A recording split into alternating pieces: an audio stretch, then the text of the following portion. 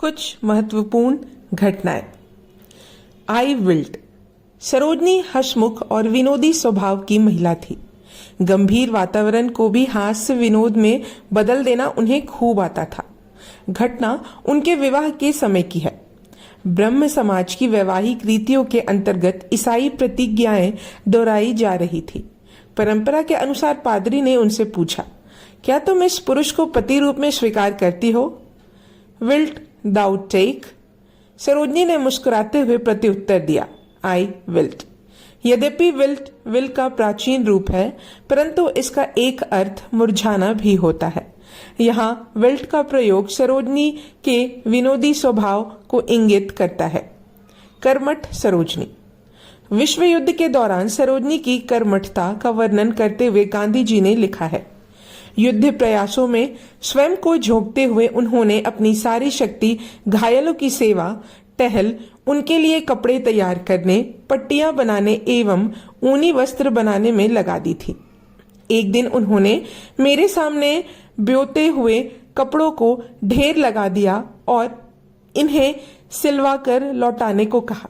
मैंने उनकी मांग को स्वागत किया तथा प्राथमिक उपचार अपने प्रशिक्षण के दौरान मित्रों की सहायता से मैं जितने कपड़े सिलवा सकता था उतने सिलवाता गया। उनकी कर्मठता से सभी कार्य संपन्न हो रहे थे।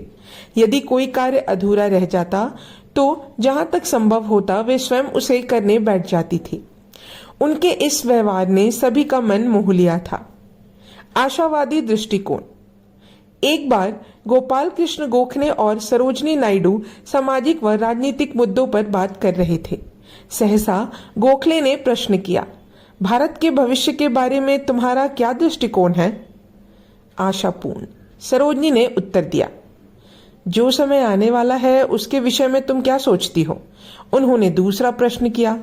सरोजनी ने दृढ़ आस्था के साथ कहा, 5 वर्ष से भी कम समय में हिंदू मुस्लिम एकता। गोखले उन्हें समझाते हुए बोले, मेरी बच्ची, तुम कवित्री हो, लेकिन तुम बहुत अधिक आशावादी हो। तुम्हारे या मेरे जीवन काल में यह नहीं हो पाएगा। फिर भी जहां तक हो सके आस्था और आकांक्षा बनाए रखो। जिन्ना महान है। मुस्लिम लीग के अध्यक्ष मोहम्मद अली जिन्ना और सरोजनी नायडू के बीच मैत्रीपूर्ण संबंध थे। वे उनका आदर करती थी। जिन्ना भी उन्हें भरपूर सम्मान देते थे। यद्यपि विभाजन के मुद्दे को लेकर उनके बीच मैत्री लगभग समाप्त हो गई थी, परंतु एक दूसरे के प्रति आदर भाव आजीवन बना रहा। इस संदर्भ में एक घटना अत्यंत उल्लेखनीय है।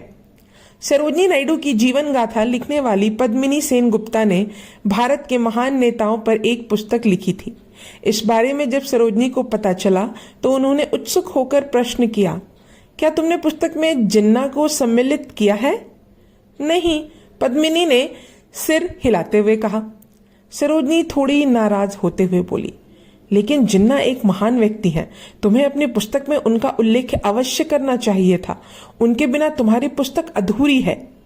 हृदय से क्रांतिकारी। सामाजिक क्षेत्र में सरोजनी नायडू नारी उत्थान के लिए कार्यरत थी। उनका उद्देश्य महिला हितों को सर्वोपरि रखते हुए उन्हें सामाजिक अधिकार दिलवाना था। मोंटेग्यू चेम्सफोर्ड प्रस्ताव विचाराधीन था।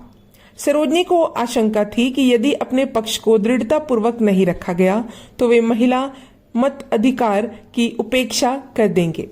अतः इंग्लैंड में वे महिला शिष्टमंडल के रूप में मोंटेग्यू और वायसरॉय से मिली तथा उन्हें एक ज्ञापन दिया, जिसमें स्वशासन की मांग के साथ साथ महिला मत अधिकार को लागू करने व लिंग आधारित भेदभाव को समाप्त करने पर जोर दिया गया था। उन्होंने अपने पक्ष को इतनी मजबूती के साथ रखा कि मोंटेग्यू भी प्रभावित हुए बिना न रह सके। उनके महान व्यक्तित्व पर प्रतिक्रिया व्यक्त करते हुए मोंटेग्यू ने लिखा था, महिलाओं का एक दिलचस्प शिष्टमंडल मिलने आया और हमसे लड़कियों के लिए शिक्षा और मेडिकल कॉलेज की मांग की। शिष्टमंडल का नेतृत्व श्रीमती नायडू कर रही थी। वे एक कवित्री और बहुत ही आकर्षक तथा चतुर महिला थी, लेकिन उनके बारे में मेरा मत है कि वे हृदय से क्रांतिकारी है। रोते को हंसना। सन 1921 में ब्रिटेन के राजकुमार भारत आए। ब्रिटिश अधिकारियों ने उनका भव्य स्वागत किया, परंतु भारतीय जन समुदाय जुलूस और धरनों द्वारा उनका विरोध कर रहा था। सरकार का दमन चक्र आरंभ हो गया। परिणाम स्वरूप कई स्थानों पर बेकाबू भीड़ उपद्रव करने लगी। हिंसा और रक्तपात का दौर छिड़ गया। सरोजिनी नायडू ने तत्परता दिखाते हुए उपद्रव स्थलों का दौरा किया और लोगों से शांत रहने की अपील की। हिंसा से व्यथित गांधी जी ने 5 दिन का उपवास शुरू कर दिया था। ऐसे में सरोजिनी ने सामाजिक जिम्मेदारी के साथ साथ उनकी देखरेख का भी भार संभाल रखा था। दिन रात व्यस्त रहने के बाद भी अपने चेहरे पर थकान दिखाई नहीं देती थी। उपद्रवग्रस्त क्षेत्रों का दौरा करके जब वे लौटती तो विभिन्न हाव भाव तथा मुख मुद्राओं द्वारा गांधी जी को दिन भर का विवरण सुनाती। उनके विनोदी हाव भाव देखकर गांधी जी के गंभीर चेहरे पर भी मुस्कुराहट थिरक उठती।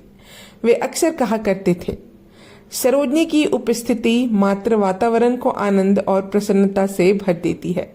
रोते को हंसना उन्हें खूब आता है। मार्गदर्शन करने का अधिकार। मोहम्मद अली जिन्ना ने लंदन में भारतीय छात्रों के एक दल की स्थापना की थी। वे एक ऐसे अस्थायी केंद्र बनाने के लिए प्रयासरत थे जो लंदन के बिखरे भारतीय जीवन को संगठित कर सके। उनका उद्देश्य सहयोग और साहचर्य भावना की सुदृढ़ परंपरा स्थापित करना था। इस नए ध्येय का शुभारंभ वे गोपाल कृष्ण गोखले के मार्गदर्शन में करना चाहते थे। अतः छात्रों के एक गुट ने सरोजिनी नायडू से मिलकर गोखले को मनाने की सिफारिश की, लेकिन गंभीर रूप से बीमार गोखले ने उनकी विनती अस्वीकार कर दी। सरोजिनी छात्रों को वचन दे चुकी थी कि गोखले उनकी सभा में अवश्य व्याख्यान देंगे, अतः पुनः उन्हें मनाने लगी। बार बार की विनती सुनकर गोखले थोड़ा चिढ़कर बोले, चिकित्सकों ने मुझे अनावश्यक तनाव और थकान से दूर रहने का निर्देश दिया है। तुम स्वयं ही स्वास्थ्य के नियमों का उल्लंघन नहीं करती हो, बल्कि मुझे भी उनके अवज्ञा और द्रोह के लिए उकसा रही हो। मैंने आपकी ओर से उन्हें वचन दिया है, सरोजिनी ने मासूमियत के साथ कहा। लेकिन तुम्हें क्या हक था जो तुम मेरी ओर से वचनबद्ध हो बैठी?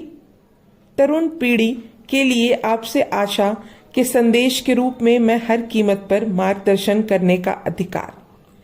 गोखले निरुत्तर हो गए तथा निर्धारित दिन उन्होंने छात्रों की सभा को संबोधित किया। आत्मिक सामंजस्य। गांधी जी उम्र में सरोजिनी नायडू से लगभग 10 वर्ष बड़े थे, लेकिन उनके बीच प्रगाढ़ मैत्री थी। एक दूसरे के साथ परिहास करने का वे कोई अवसर नहीं चूकते थे। सरोजिनी अपने पत्रों में उन्हें बौना आदमी कहकर संबोधित करती थी और गांधी जी इन पत्रों को सराहनीय टिप्पणियों के साथ यंग इंडिया में प्रकाशित कर देते थे। उन्होंने उन्हें परिहास का कभी बुरा नहीं माना, अपितु यायावर चरण अर्थात घूमता चरण कहकर उन पर पलटवार करते थे। यह उनके बीच का आत्मिक सामंजस्य ही था जिसके कारण वे परस्पर इतने निकट थे। यह भाग यही समाप्त होता है। अब हम अगले भाग में जानेंगे स्पष्टीकरण और वास्तविक पुरुषत्व के बारे में। तब तक के लिए धन्यवाद।